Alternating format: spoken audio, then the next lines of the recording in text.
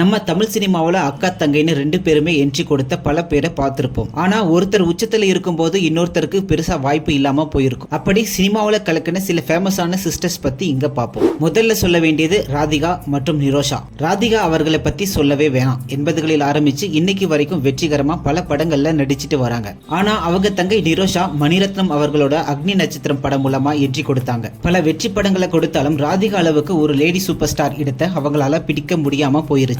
அடுத்ததா பார்க்க போறது சாய் பல்லவி மற்றும் பூஜா கண்ணன். இப்போதைய ட்ரெண்ட்ல இருக்காங்க சாய் பல்லவி. மலர் டீச்சர்னு சொன்னாலே தெரியாதவங்க யாரும் இருக்க முடியாது. சாய் பல்லவியோட தங்கை பூஜா கண்ணன் சித்திரை செவ்வானம் படம் மூலமா தமிழ் சினிமாவுக்கு வந்தாங்க. நடிப்பு நல்லா இருந்தாலும் அக்காவுக்கு கிடைச்ச அந்த அசுரத்தனமான கமர்ஷியல் சக்சஸ் இன்னும் இவருக்கு கிடைக்கல. அடுத்ததா பார்க்க போறது காஜல் அகர்வால் மற்றும் நிஷா அகர்வால். காஜல் அகர்வால் கிட்டத்தட்ட 10 வருஷமா டாப் ஹீரோக்கள் கூட ஜோடி போட்டு தமிழ் தெலுங்குன்னு கலக்குனாங்க. அவங்க தங்கை நிஷா அகர்வால் இஷ்டம் படம் மூலமா தமிழுக்கு வந்தாங்க.